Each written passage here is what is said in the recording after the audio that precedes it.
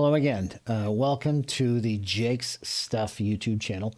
My name is Bob Jakes, and the J8X is a clever spelling of my last name. I've used that for a little while now. What we're going to do today is I'm going to give you a tutorial. I'm going to show you how to live stream to YouTube using the OBS program, like it says up at the top there. But what I'm going to do is I'm going to give you the tutorial, and after the tutorial is done, if you look at this video and you go, wow, it's so long, it's 40 minutes or it's an hour. The tutorial is not very long. After, I'm going to give you options on what to buy for microphones and cameras and stuff like that. The whole idea of this is that you don't have to spend that much money, but you still want your live streaming or even recording from OBS to look a little bit better than it did before, or than what you're used to, or you want it to look like what you see on the more professional streaming and recording that's on YouTube. So let's jump right into it, actually. So what we're going to do is I'm going to switch my camera here. All right, first things first, we're going to go to Google Chrome, and I'm assuming that you have created yourself a Gmail account, because if you have a Gmail account, you have a YouTube account.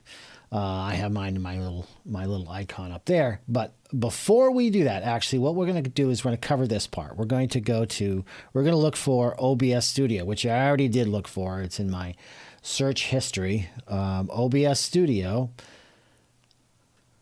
This is how you're going to get it. You're going to get the OBS Studio app program, and you click on whichever one you use, Mac or Windows. It's relatively pretty much the same. Anyways, okay, so you click on those and you download and you install that, and we'll walk through it. We're not gonna focus on that today. You've gone here and you've downloaded it, and now you've installed it. We're not gonna run it just yet. OBS. We're not gonna run OBS yet. You've installed it and it's there. It's an icon. Most likely on your desktop, like mine right there. But we're going to go back to the web, and we're just going to go to YouTube. We're going to get this set up here. We're going to go to live, this little camera, upper right-hand corner. We're going to go live. And this is your studio, and it's going to load everything up here. Give it a second. Now you can click, if you click on this webcam one there, that's using all your built-in stuff, your webcam and your microphone. We're going to leave it up here at the top, the stream one. If you see here, that this screen has the Jake Stuff live stream. I've already put stuff in because I've used this before, obviously. But when you get this, it's going to obviously look different. It's going to say different things here. You go over to edit, and then you add your stuff in, the title. This is a description that I put in. When you're watching the live stream, you can put the link to the live stream there.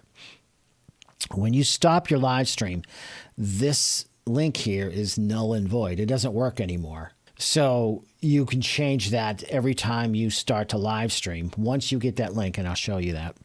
But these are all the details about, we're going to go through some of it, but we're not going to go through everything about it right now because we don't necessarily need it. But you change the name. The visibility of this I have as unlisted. You can change it to private or public. This is public, obviously. Everybody would see it if you give them a link to it, or they go to your YouTube page. They'll be able to see it under live streams. And I'll show you that as well. But I'm having it as unlisted. There are other things in the category. I have it as entertainment, playlists, and stuff like that. You say whether or not it's made for kids, if it is specifically kid oriented. I have mine. No, it's not made for kids, but there is no restriction of the age. Here you can put in tags of what kind of video you're posting, the name of the event. Okay, so, and there's some customizations there. I've deselected live chat. I don't want to chat. If you would like one, obviously you're going to go down that path, but we're not going to have live chat here. So let's just cancel out of there. But so that's just to explain that. There are other things down here. Enable DVR. This is recording your video that you're streaming. You're recording it, the live stream on YouTube. This is to be different than this is not recording it within the program of OBS, which it'll be a little bit clearer as we go here. But most of this stuff, you can kind of just leave it the way it is. It's just whether or not you're gonna enable DVR recording, a closed captioning, unlist live replay once stream ends. You can take it away from being seen once your stream ends. Okay, so this is waiting for a program. There are a few programs you can use to live stream. That we're using OBS. It's a very popular one. So it's waiting for one. So I've installed it, and now what I'm going to do is I'm going to open up I have my icon down at the bottom here, OBS Studio. It's already like waiting for me. It's set up for me already. And what's going to happen with you is when you start it up, you're going to have the auto configuration wizard. That's what's going to open up. But we're going to run through this just the same. We're going to optimize this for streaming, recording as secondary. This recording here is different than what we're doing on the YouTube. Keep that in mind.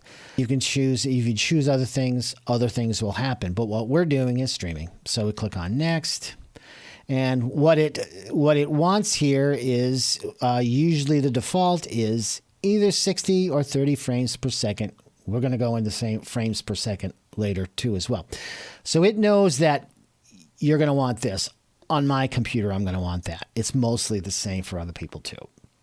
Okay. This is where you choose what you're streaming to. We're using YouTube. Now, I already connected my account, but I'm going to connect it again.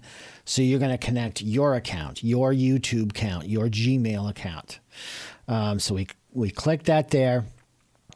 And since I've already done this, it knows that Jake's Stuff is my account. It's just remembering that. You're going to sign in for the first time, or you're going to use another account in your case, but I'm going to select what I've already done before. Wants to access your Google account, and I want to access the Google account. There.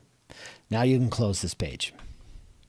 Blah, blah, blah. Okay, then you go back here, and it shows the Jake's Stuff account, which I've connected to. There's stuff here. Prefer hardware coding. We're going to do that. Estimate bitrate with bandwidth test. This may take a few minutes. I'm actually using Wi-Fi here. I'm connecting with my laptop is connecting Wi-Fi, which should be fine. It would be preferable if you had access to a LAN cable wherever you are. Might not be a possibility, but both should work. Wi-Fi or a LAN cable connection should work. Having said that, we're going to move on. We've got our account there, my account, and it's testing stuff. And you're just going to wait a couple of minutes. Might not take that long, hopefully. And just to show, I'll also remind you, I'm recording this on my OBS on my computer in back of me. What you see here is my laptop,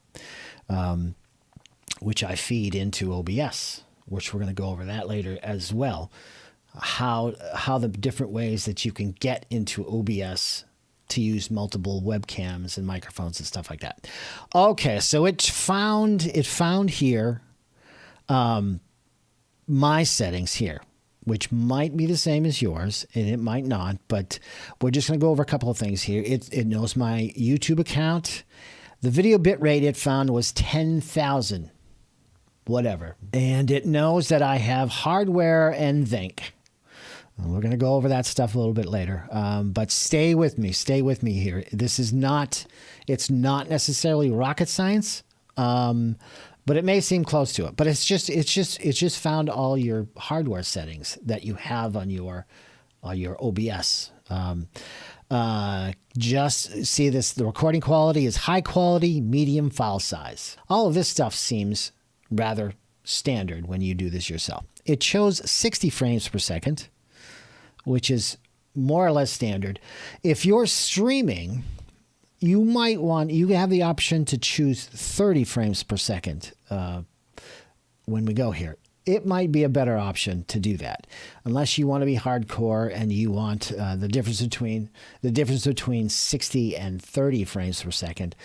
Obviously, it's the bandwidth, how much is going to be uploaded, but this computer can handle 60. Some webcams that you get, the webcams are only 30 frames per second. But we're going to move on to show you other stuff about that you can change.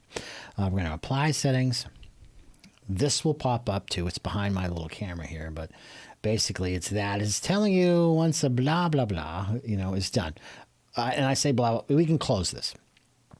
And just a dockable window. You can tell it not to show up again. Okay, what you have is this. This is the desktop of OBS Studio. We're going to go right into settings. We're going to move this over. These are the things that we have to go through here. I know, it's going to be crazy, isn't it? But most of it's already set up. It's just showing you that. That's my account. The output. It's showing you the simple view, as it says up here. You can go advanced. We don't want to do that right now. It shows you that you have 10K, 10,000 kilobytes streaming rate. The encoder I found was NVENC, which is on my computer. All that means is it's using my graphics card to do this, to stream this video, which is fine. Yours might be different. If you have an AMD processor, it may say something different, like the AMD encoding processor. You can use, there's other choices here for software, X264. I'm throwing some numbers and letters at you here, but stay with me once again.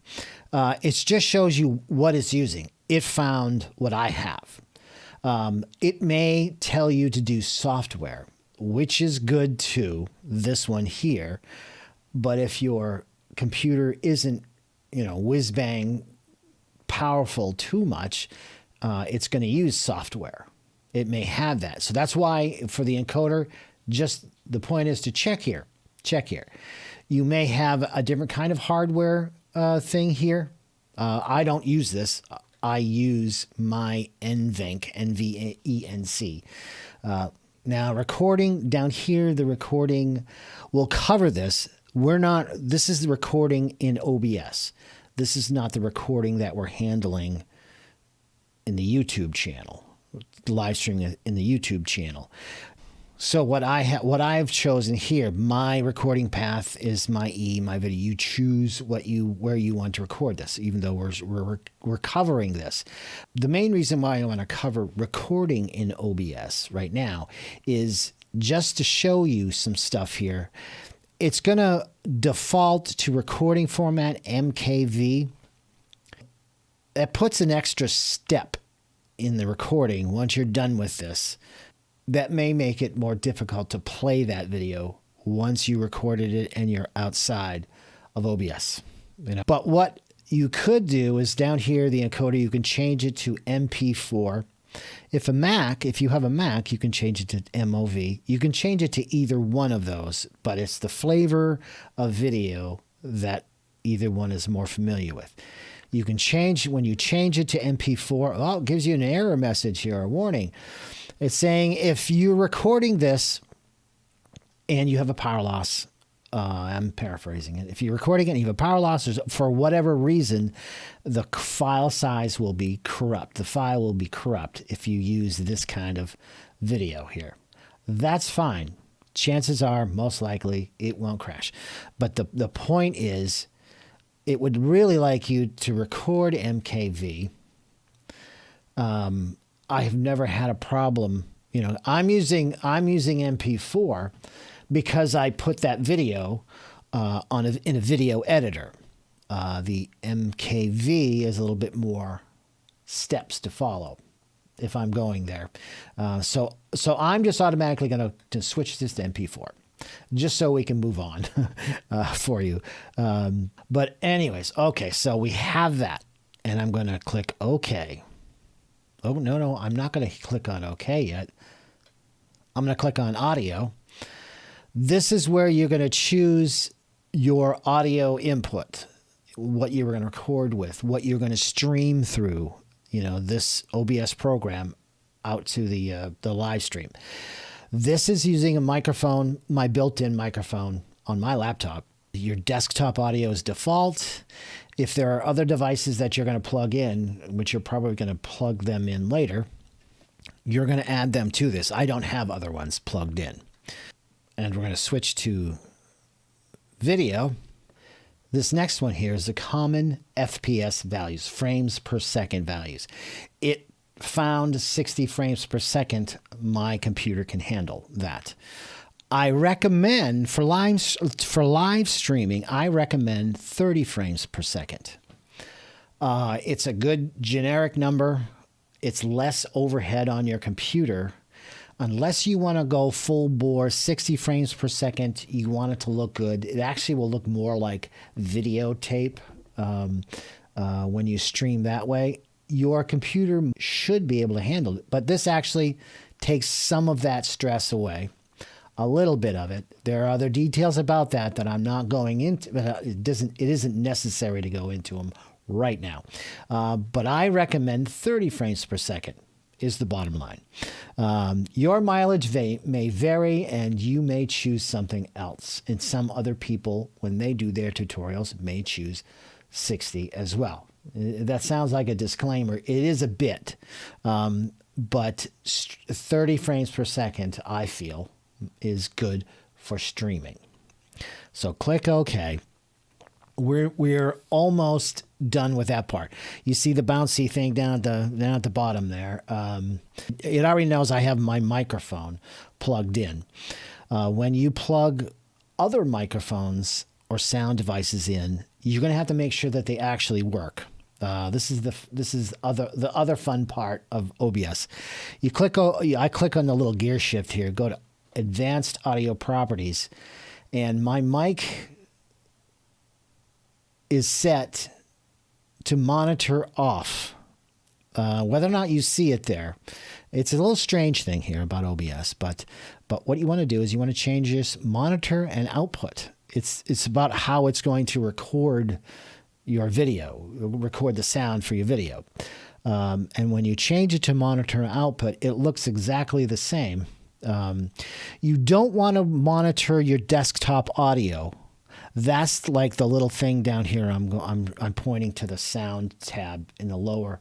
OBS uses the sound you're using on your Windows desktop or on your Mac desktop.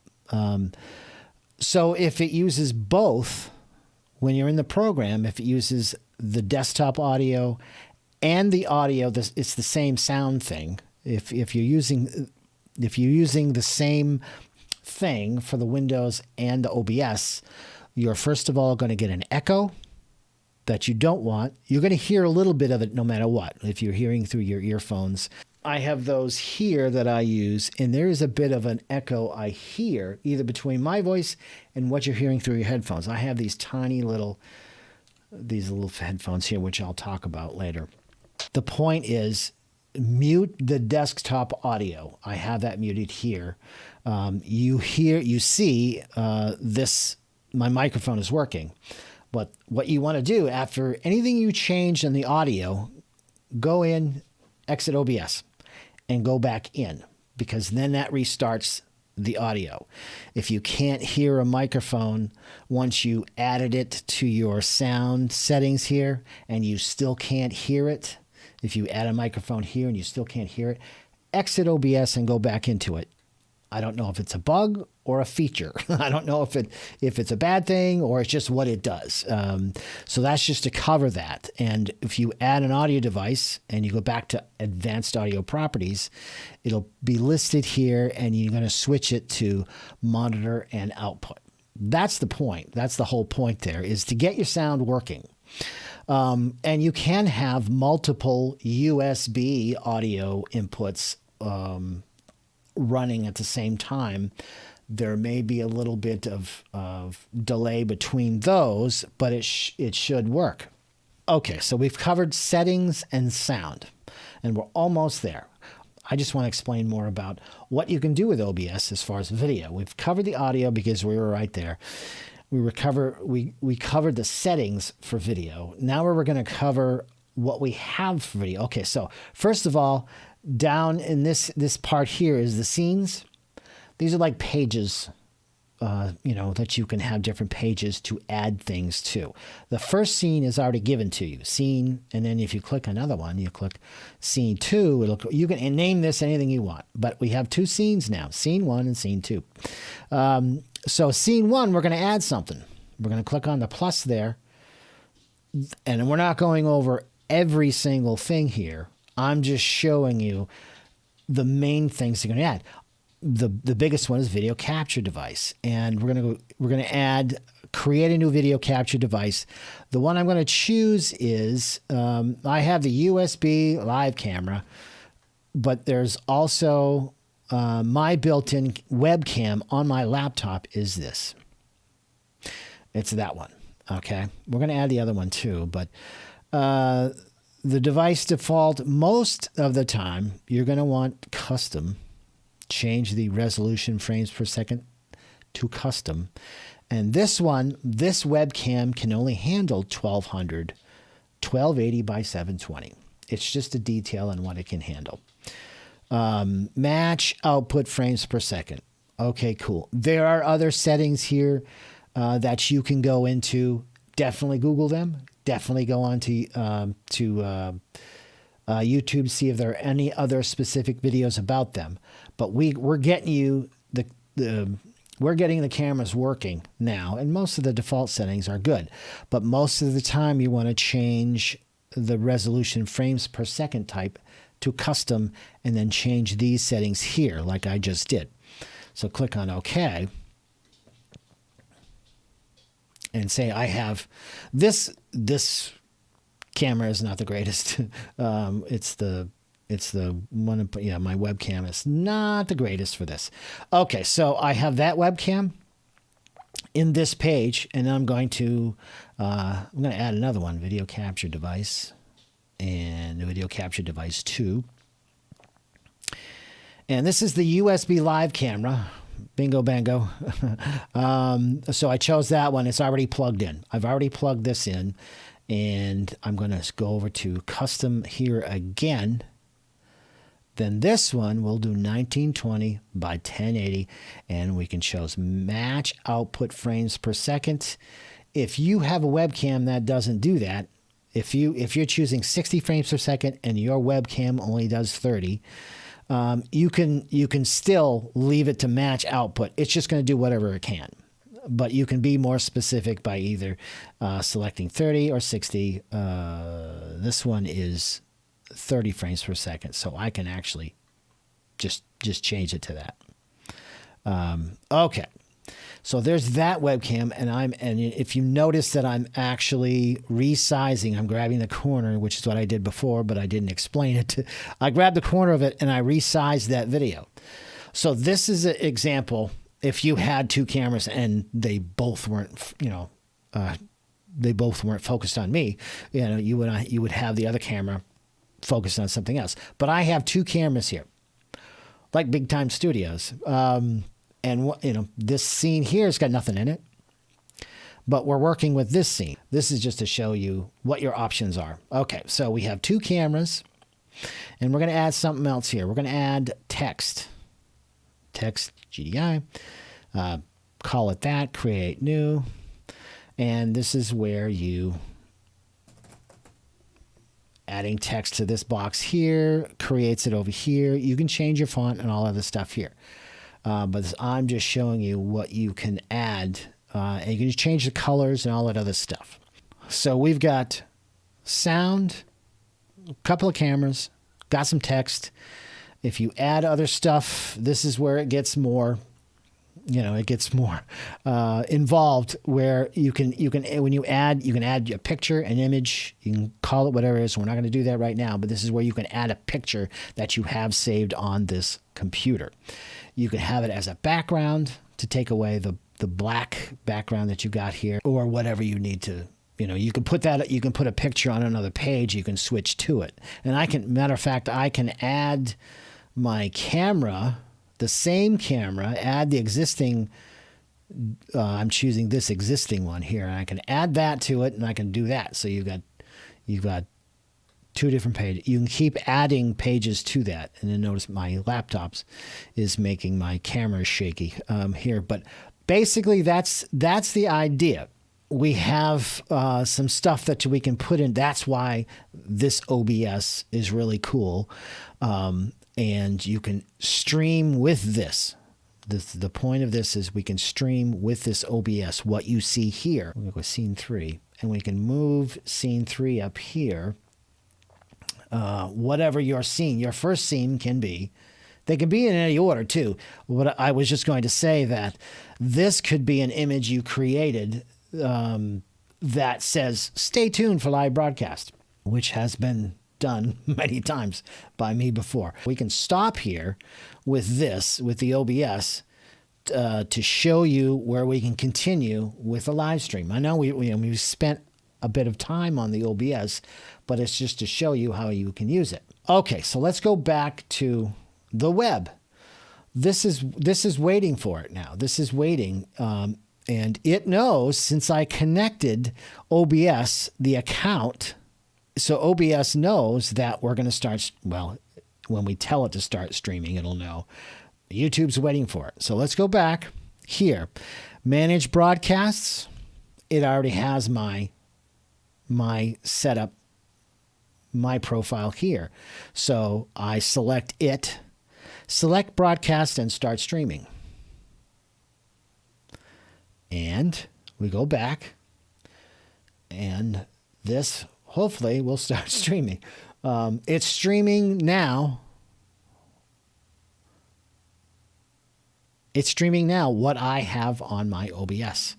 And it has all the obvious delays, and from when I ship it out, when I stream it to when it actually gets to the YouTube channel. But yeah, so between the two of these, what's going on in OBS and then what's going out of my live streaming, that's what's happening. Remember when we had the part where I gave the link here? So we can, if you right click, copy video URL. So I copied it. I just right clicked on that screen there. And you go to edit, and that's where you can change this. You can, when I copied it, and I can take this, delete that, and then I can paste my other link in here. So that's what it is. When people see the description of this live stream video, they can click on that link.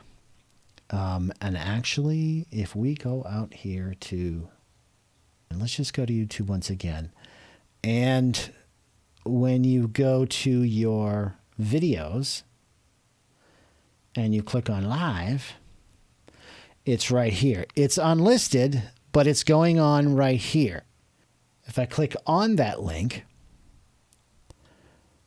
and I click it again over here, there are other ways, which let me talk about that in a second here. All right, what you're looking at right now is what is being live streamed with its obvious delays. But I'm going to get out of this. It's just showing that's what it's doing.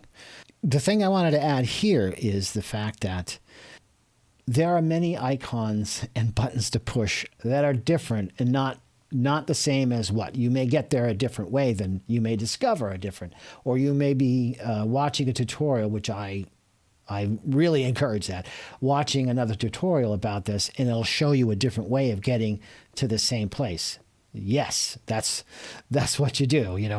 There are, like I said, there are other ways of getting there. I'm showing you stuff that I've gotten used to. I'm showing you stuff that works for me. This is my live stream that's going on right now. I'm going to back up, go over to here, and I want to be done with this. I'm done with it. I'm done with streaming this. You can end stream. Do you want to? Oh my God! I'm going to end stream and click on end, and it's going to congratulations. Next. You can edit this in the studio, or you can dismiss this, which is what I'm going to do. So I have this video here. It's waiting one more time But what actually I ended it, so I'm going to go to OBS now, and I'm going to stop streaming. We're going to stop streaming now. So that's how you're done with that.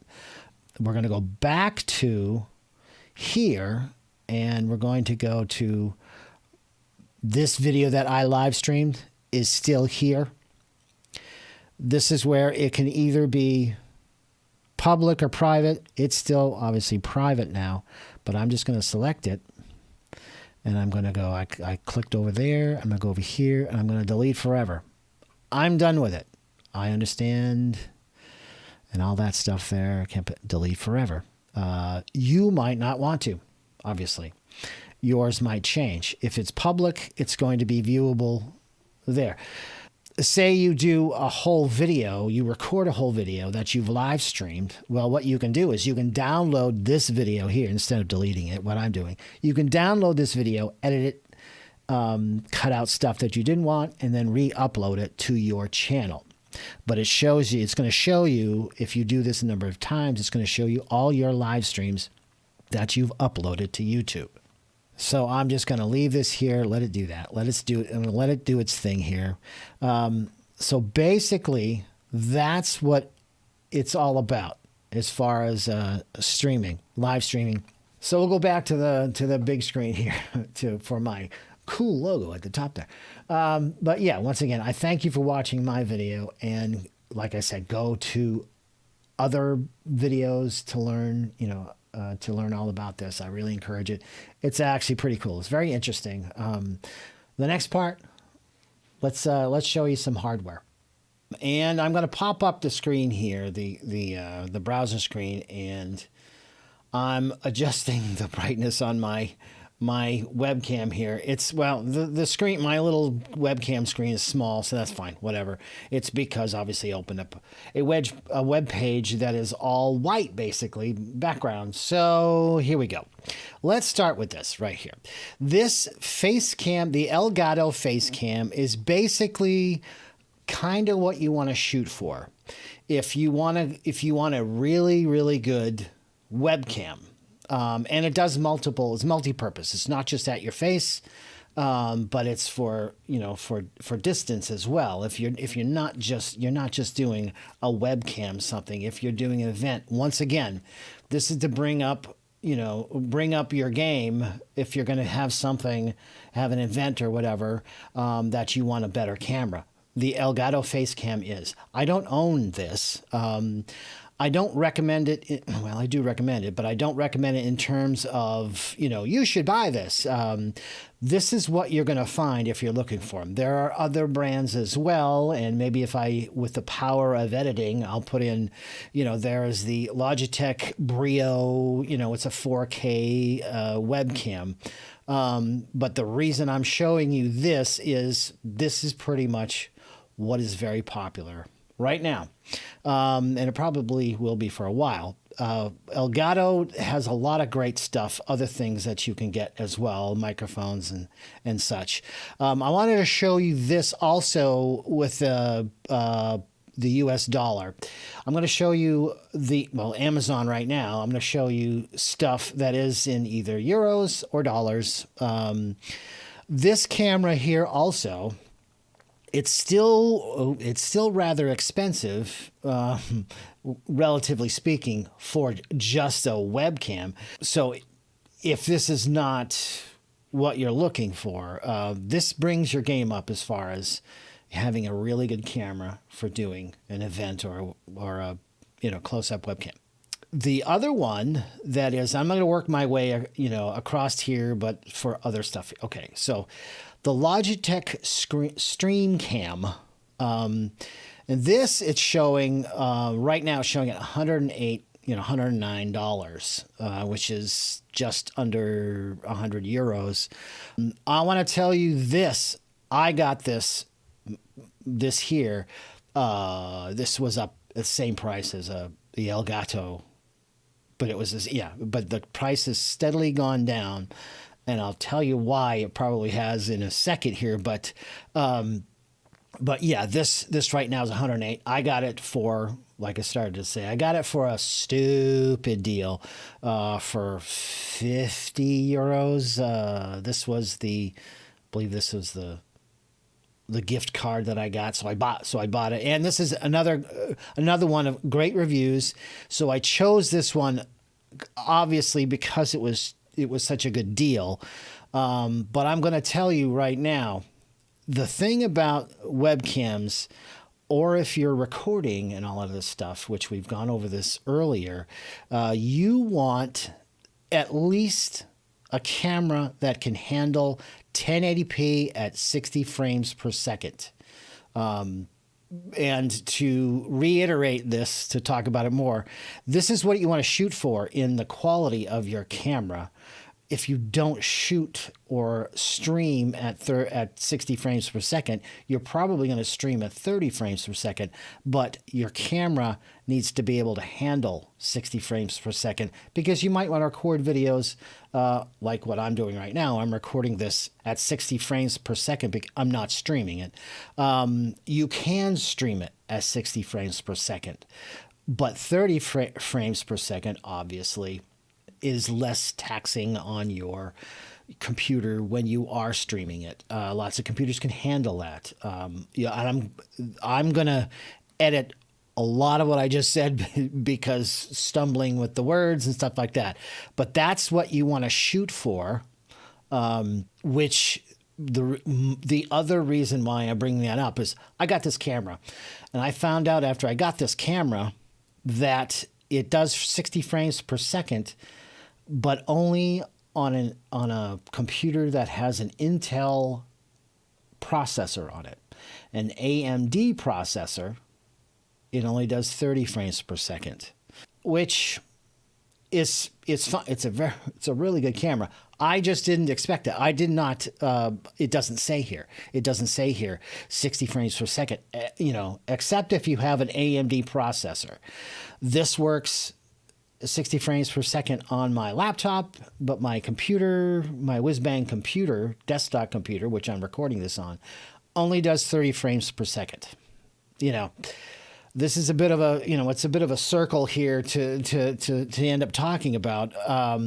But it's just that I didn't know that when I was purchasing it. Probably why it was such a good deal. You know what I mean?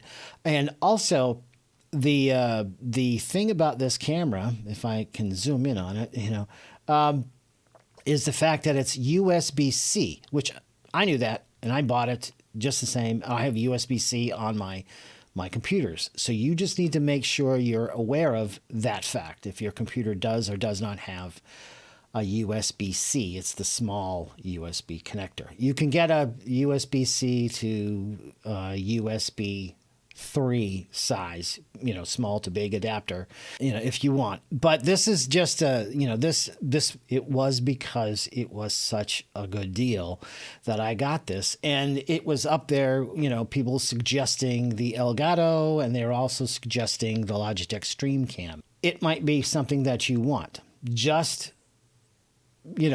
Just be careful what you're looking for, and that's another example. Yeah, I didn't know that it was an exception to that about the frames per second. And just to reiterate that, frames per second for something on how it records is every second it takes 60 pictures every second.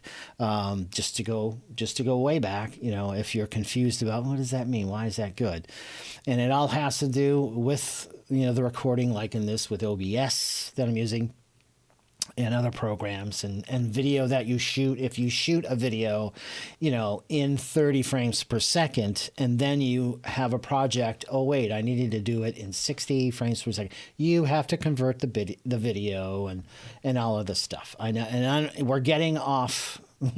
We're getting off track here, but a funny thing, when I was looking for cameras and I found the Logitech StreamCam, I came really close to getting this, and not on purpose. I thought I was looking at the Logitech StreamCam, but no, I'm looking at something that looks an awful lot like it. Right now, it's rather expensive. It was more, if you're looking for sales, the prices will go up and down. And right now, this is $90, which is 75 euro. This is a 60 frames per second one if you're recording in 1920 by 1080p. So this is one that fits that. I don't know how good it is. I just put it up here because I was looking at them, and this looked so much like a Logitech StreamCam to me that I almost fell for it. No, but I probably would have if this was its regular price, which was more than 108. It was less expensive. This is 178. This is the Logitech StreamCam was 150 at the time, so I probably would have considered this, but it was when this was a ridiculous something sale, which I had said before. Obviously, this is the other detail that you need to pay attention to. That's an order. No, you want to look for this. It's obviously the 1080p, the 60 frames per second that it can handle. But the 90 degrees here, 90 degrees fixed focus, you go back over here to this. I wanted a camera with 78 degree field of view. This one is calling it something different, 90 degrees fixed focus. What those mean are, let's go over here, and before I tell you that, let's go over to here and look at 82 degrees field of view. I did find out that the Logitech is 78. What that means is, I'm going to demonstrate for you here. If you're 78 degrees, to compare it. It's about like that. 82 degrees or 90 degrees. What that means is when you get the camera, it's going to be how close or how far away you get when you plug the camera in and turn it on. There are some have zoom and stuff like that, which you can, with software, zoom in and out. But the way it shows up when you start that's how it's going to look. I wanted 78 degrees, which was another reason why I got the Logitech, because I wanted it to start off closer. And I had gotten a couple of other just random webcams that, looking at it, it was 100 degrees field of view, and it was like very far back. Now, if you want that, that's awesome. If you want to make sure that you get a couple of people in on your webcam, and that's what it's designed for. It's designed so that you're either close up, and that's what you don't want to see much of anything around you, or it's far away. So that is kind of a standard there as far as the degrees. You've got a 78, you've got 82, 80, 85, and you've got a 90 degree. If I can get specific about one that I did buy, and I'm actually using it right now, it's adequate and it's good. It's a 60 frames per second, 1080p camera, 78 degree wide angle, wide angle, that means it's a little bit closer. This camera is just beyond my laptop. I'm not using my laptop webcam here. But anyway, so this is one I did get as a good secondary camera, whatever. It was another deal. They're not for sale right now. But yeah, there's new and used, and they'll probably come back in stock at some point. This is a good camera that I chose specifically, not a brand name, but yeah, it checked all the boxes that I was looking for. Another choice that you can look into is we're going to dip into, once you get out of webcams, and if I haven't said it before, you can use a webcam, for something that's far away, if it focuses well enough. If it talks about it in the description or something like that, you want something, if you're, like I said, if you're recording an event like on stage or in a room with more than just one person or whatever, you want a good camera to be able to do that. The other thing I found a while ago is basically this is, and I did not get anything. I did not spend anything like this for it. This is one of the, it was 20 or something like that. You wait for the sales, so it was like a $20 camera. What it is, it's basically a glorified security camera. But what they'll do is, today, these days, security cameras and webcams and all of this stuff, they're kind of the same. The same parts are inside. It's just either what they'll put on it for a lens or, what's inside the box. And this one here has, let me show you the correct one here. It's a USB camera. Webcam quality, but it has a rather nice lens that you can zoom. It's manual zoom that you can zoom in and out on it. And this one here, the resolution here is 720p. That's why I just showed you an example of what I had been looking for.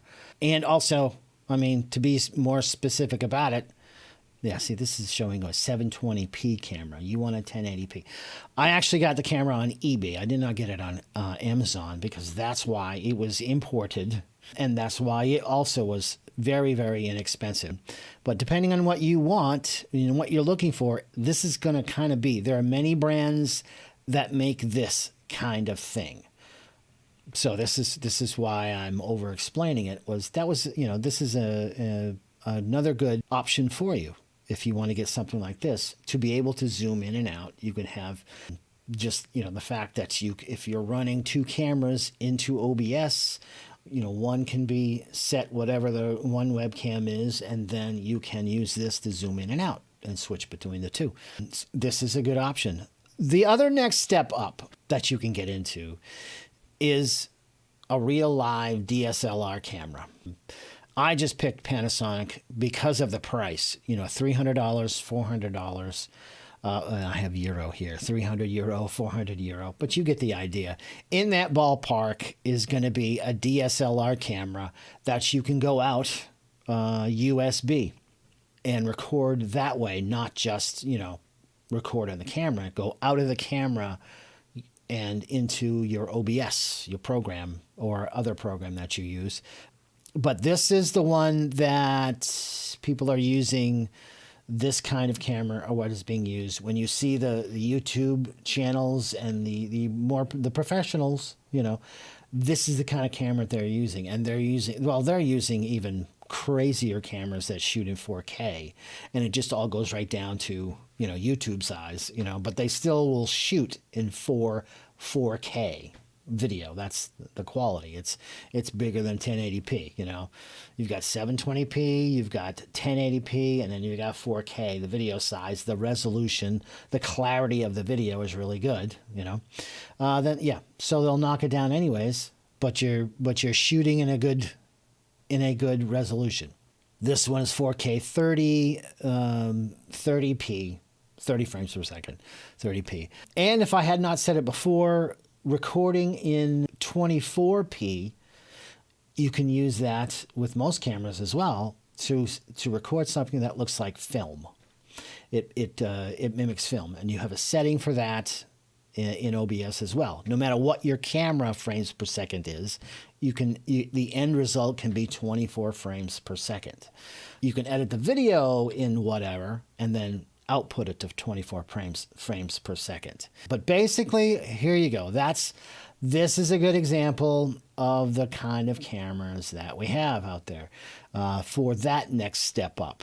They're going to be at least in the 300 euro, $300 range. You probably will want to look for a 400 euro camera. I'm not saying this one isn't good. It looks like it checks all the box. You can go video out of it and stuff like that. USB like a webcam, and some don't. Some don't have USB out as a webcam. You have to either shoot the video on the camera, or you have to export it, and you then have to export it. But one thing you can do that I have discovered as well is these cameras, if they don't have USB, they probably have HDMI out, the video output, that can either go into a TV or go into a computer to record. To do that on a computer might be a little bit pricey to get, HDMI video into a computer. You may have to get boxes to plug in. And if you have a camera with 1080p out, with HDMI out, what you can do is use one of these. You can use this adapter box to go from HDMI out to USB. That's actually what I'm using right now. The video from my laptop is going into another computer, well, the one in back of me, to record that. And look, it's $9.99 euro, dollars, something. It could be anything in that ballpark. I saw this and I was like, no, this is going to be garbage. It's going to be crap. Why would you record in that? But I bought one. I got one. And I plugged it in, and obviously this here, it's beautiful. This has been one of the best discoveries, on my own. I didn't know that there was this really, and that it would be good. I maybe have just seen them and ignored them because they can't be good because they're cheap. Why would they not make this more expensive or more elaborate, to it's video in and USB 3 output. They have some USB. Well, okay. This is USB 2. Good catch. Make sure, and because it's only 30 frames per second. There you go. And I just choosing this one when I was looking for it, I actually bought USB 3. So make sure you look for that. You could look for a USB 2 if you wanted to. And the price really isn't any different anyways. Maybe it was $1 or $2 more expensive for 60 frames per second. But that's the kind I got. I don't know why I just give up and choosing a 60 frames per second one, but it doesn't matter.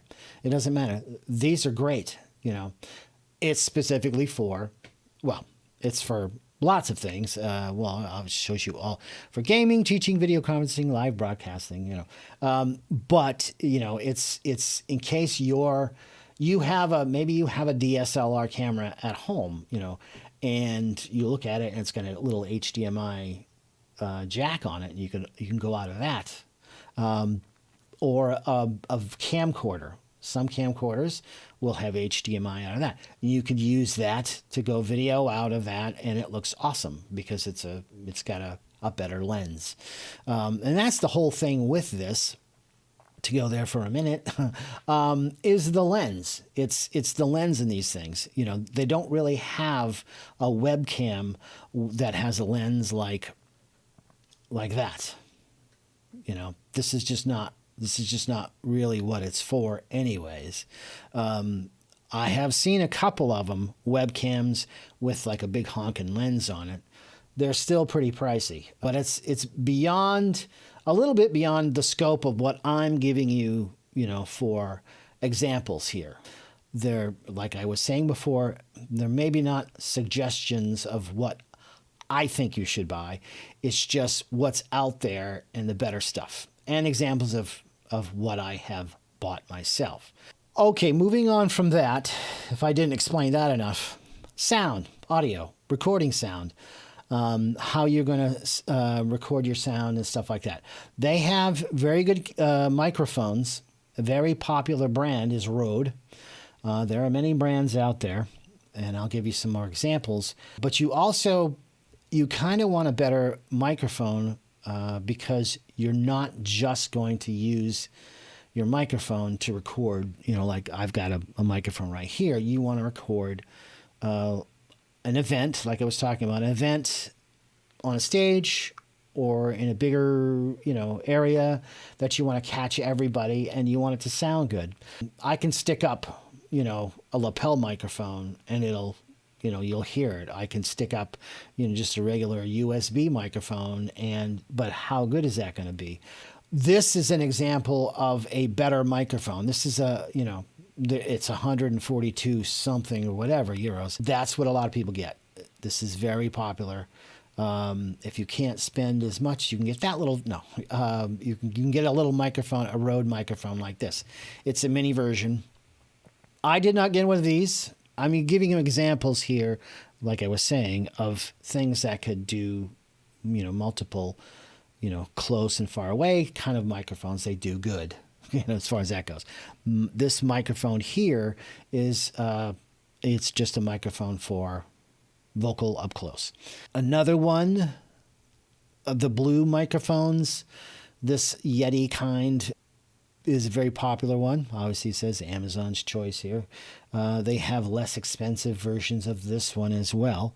I don't own this one, but it does a few different kinds of recording audio. It has 3 condenser capsules, 3 elements in there, to different ways of recording. Other stuff, obviously the other stuff here: headphone outputs, volume control, plug and play. That's the kind of microphone it is. Like I said, if you do your homework and you're looking for other brands, you may find something, that's is reviewed well and you like it a lot. Another choice here, and we're talking about less expensive microphones. This one here, actually, right now is, it's just showing €22.93, $25. This is no name Pseudo Tac. I've never heard of it before. This was a lot of work looking around. I see a lot of microphones, and I'm familiar with a lot of microphones, different brands and different kinds. This one checked all the boxes that I was looking for. And I was looking for, first of all, the frequency response that I'm showing right here, 20,000 hertz. What does that mean to you? That's just how much treble it records. 20,000 is good. That's the upper range if you're not familiar with that. Something can go to 15,000, and be really good as well. This one goes all the way to 20,000. They felt the need to, put that in one of the features of it. But yeah, I was looking for a good microphone that was USB, and it sounded like that, like the frequency response that's showing here. It goes up to 20K, like up here, but it goes down to 20. That's the very low bass. That's a low bass. You might not do something that has low, but that's how good it is in between low and high. Also, the other thing that mattered to me when I saw it was this number here, 192 kilohertz and 24-bit. If you're not into that and it's not so much familiar to you, which most likely for most people, on the planet Earth, you don't follow those numbers because it's not important. Something that costs a certain amount of money, is going to have a certain spec that is good enough. This one is a 20-something dollar Euro microphone, and it has this spec. This got my attention. This is very, very good. The chip inside it is very, very good, and this is a sales point of this. It's a really good chip inside of a cheap microphone. And also to show you, the little element you see here, I pointed at it, but this part right here, it's tiny. It's a little thing. It's not like the big ones that you have in the other microphones, the element that records, that you speak into. This one's tiny, and the other ones are larger. But it still, I can tell you, it still sounds good. This sounds good. It's a chance I took for looking at all the specs and looking around and stuff like that. Once again, it's not about, specifically looking for a cheap microphone, but it's you look for a kind of microphone, and then you can also look for a less expensive version of it, which is what I'll do. But it had all the specs that I was looking for, that I wanted to use. So I chose this one. It's very good. When you plug it in USB, it automatically is detected. It works great in OBS. I have used that one and not this one that I have here. And actually, I'll tell you about this. This is the one I actually do use. I got this a while ago. It's USB. The thing that I liked about this, I'm giving you examples of different things you can buy. I like this one, me personally, because it has a couple different ways it can record, and it has a lot of great features. You can go out of this microphone USB, and you can also go out of this microphone with an XLR cable into a regular mixer or whatever, so you can record two ways, two different ways of getting out of the microphone. And it comes with all this stuff here. So it's a USB microphone, and it's got the two jacks in the back of it. The two different, that's USB, and that's the XLR, and it also has headphone outputs. So basically, this is a sound card, a computer sound card. When you plug it in, it goes into your computer and it comes back out. So that was one of the things I was looking for. Once again, I did not pay this for that. It was a great price when I got it. I didn't go say, well, I want that microphone, so I'm gonna go find it no matter what the price is. I waited. I had to wait, for when it was cheaper. Highly rated microphone in that price range, maybe not. It sounds great here. Sounds great to me, and this also checks the boxes. But like I said, I found this one and got it. This might not be what you want to buy, for your needs. The other thing too to note about this, and I think I said this before, is the fact that it's meant for close miking. It's meant for talking close like this. It's not really meant to record sound from far away. It doesn't really sound. It sounds off mic. It sounds like it's far away. But, up close, it's a great microphone. Samson is a great brand. I've owned many of their other microphones over the years. So this is just to give you an idea of what microphones you can get. It's a sea out there as far as everything, video and audio microphones. But it's all, and I've said this before, it's all based on how much you're able to or how much you are willing to spend on something. If you want a microphone for 50 something, there are prices for that. There are obviously clearly, less cost for some things. But if you just say, I'm going to get, set up with something that's really good, you can look for that too. You can look for something like that. You can go back to something like that. The Rode is a very, very good microphone. Just in case you're wanting my input there, even if you're not wanting my input, it's a very good microphone. As far as a better microphone, I would be remiss if I did not include this microphone. This is a close-up microphone to use. If you see a YouTube video of a professional whatever group, person, whatever, you'll probably see this. You'll probably see this microphone, the Shure SM7B. I would be remiss, I will repeat that, I would be remiss if I did not include this. This is what you want. This is the standard. It became very popular, especially because of podcasting, webcasting, YouTube streaming, and stuff like that. It's not so much meant for, I got German on there. It's not so much meant for distant miking, although you could use it for that. If you spent $366 whatever, $400 on a microphone, you're going to want it to do something. But this is what people will use for what you see or what you hear. It does show it here with what's called a cloud lifter. Now, the thing, I didn't want to go here, but we're here, so I am. This microphone has been around for years, for at least, was it 30, 40? Yeah, 40 years, something like that, maybe more. This microphone was used by Michael Jackson, to drop a name. This is one of his favorite microphones that he used, but he had very expensive mixers or whatever recording stuff to plug this microphone into. If you get this, it's going to sound good, but what people will do is they'll get this microphone, and then with that they'll get a cloud lifter. It makes the microphone louder. You need a lot more volume for this microphone to work its best.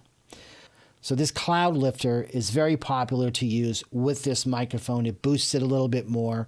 Well, obviously because most audio devices don't have enough boost to make this loud enough. But I know, but when it is boosted with something, it sounds really good. And that's this is where you can get, it's not that expensive. I think it's $100 something, very popular. So you don't have to get a whole mixer or whatever, to use this microphone.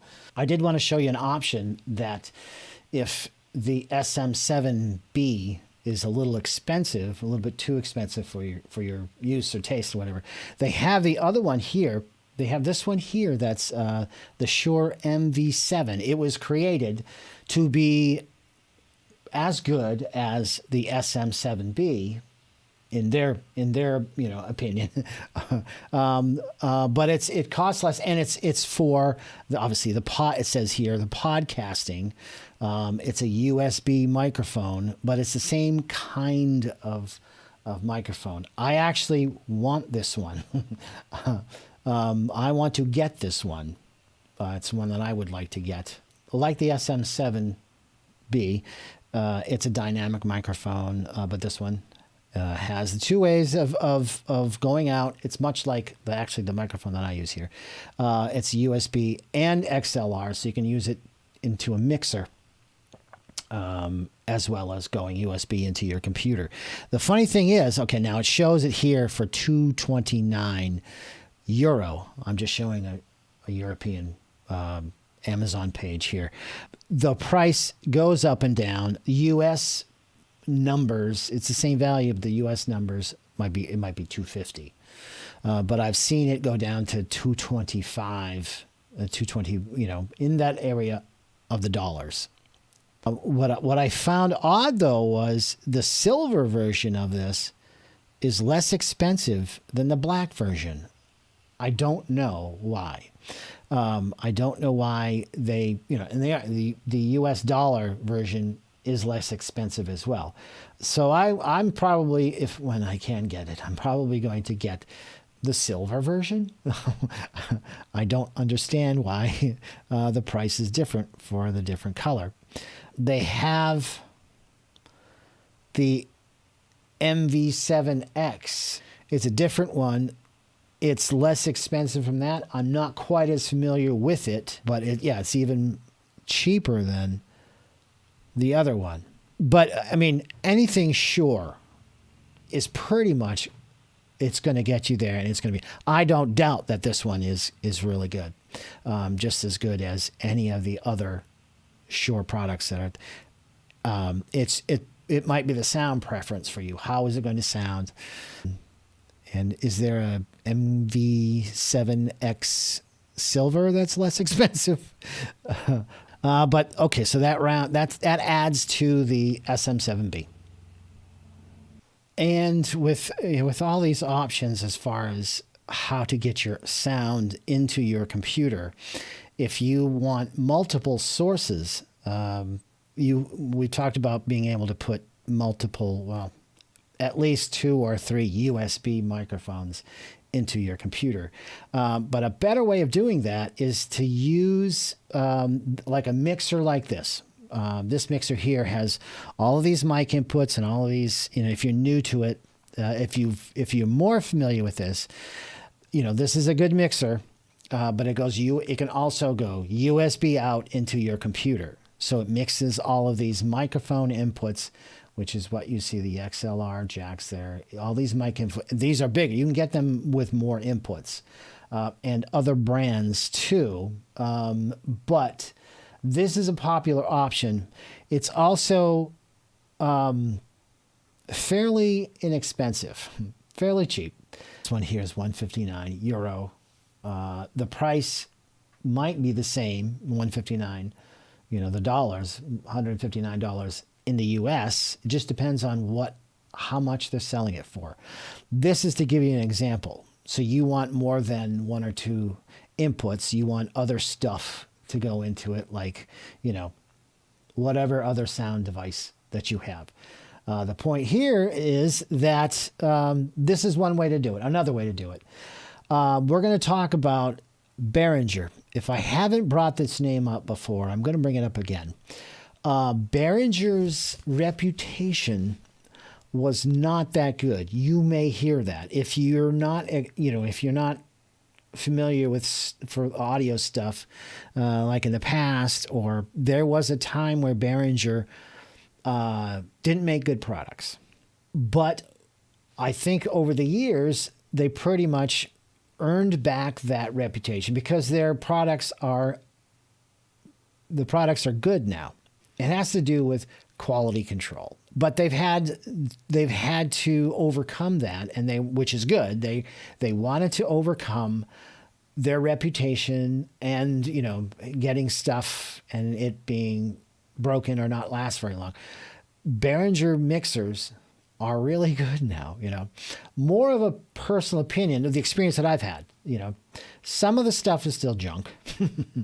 After saying all that, what I would advise you to do is compare products, find another brand out there, and I could list you all the brands out there that are good, but there isn't a whole lot. If you want a USB mixer with four microphones or 8 microphones, if you want that kind of mixer, but when you see this and you buy it and you check into it, you may find on the Googles references to Behringer is junk and stuff like that. It used to be. And like I said, some of it is. But this is just to answer that. I may get a reply on this video by saying, well, they are crap and this is my experience with it, which is great. If you want to leave a comment like that, by all means do. That means you actually watched this video or got this far. But I mean, if you have an experience that wasn't good with a Behringer product, please leave me a comment to say which thing you did use. I've had stuff, it has broken, but there's been stuff that I used for years, mostly the audio compressors or whatever. I used stuff for years and it is, never broke, never died, always worked. There's been a couple of things that I've owned that weren't as good. But anyway, so I'm talking about Behringer and I'm talking about what you might see. So let's move on. One of the last things I want to show you is you have all these vocal microphones or microphones that can be used for dual purpose or whatever. But if you're specifically wanting a microphone for distant recording of the sound of a choir, of an event, obviously that they're not wearing microphones. This is what you want to get. This kind of microphones, a shotgun microphone, not necessarily this brand. This is a Rode. This is a Rode microphone. And it's 160, 70 something or whether euros, dollars, it doesn't matter. They're pricier. But that's the other thing about these microphones. When you're looking at them, my suggestion is for what you want to do. Incidentally, this is what they'll use on television. This is kind of a microphone that they'll use hanging over to catch everybody. So think of it that way. An event, if it's on stage, a performance, but you have a microphone like this, which works its best. It's a shotgun microphone. So what I was starting to say was start here and looking at something like this. Look at the specs for these microphones here. Then you can take that and see if there is something that's cheaper, but with the same kind of specs. And also look for how you're going to connect it to whatever you're recording through. This one here is showing you the XLR microphone cable that will plug into a mixer type of deal. There are other microphones that plug in different ways. Oh, I can get this microphone. Oh, look, this is a lot cheaper than a Rode microphone, but you just need to make sure how this is plugging into whatever you're recording. So unless I forget something here, and I probably have, I'll go back, and with the magic of editing, I'll put something in between there just to fix it. But other than that, this is some of the stuff I've found to be able to record and do video and stuff like that. That brings the level up, like I was talking about. No pun intended. Now on to closing comments. So there you have it. We're back to my big wide screen there and my awesome font. And I hope you got something out of this. I tried not to make the first part of it. When you're in a tutorial, you don't want to go off on tangents too much. And obviously, I have a tendency for that. I saved all I could for the end for hardware, because if you talk about doing something, you got to also talk about what you're going to use to do it, or what you could use. And I'll repeat. Another thing I'll repeat is that your hardware may vary. Your choices for hardware are many, actually. So that's one of the things you got to look for is but it's how much you're going to spend, how much you can spend, and what you're going to get. Specs. Did I mention specs? You got to check, learn a little bit about the specs that they have out there, because it is kind of narrow for something to be good. But good doesn't necessarily have to mean expensive. I showed you that you can get something drastically cheap if you're careful. That is as good to me as something that is better by being more expensive. So I thank you for watching this. If I've forgotten something, or the fact that I've already said this, I'll add it in after this. So if I have a different shirt or it's a different day, whatever. But I hope you did enjoy this. I hope you learned something. Thanks once again for watching Jake's Stuff.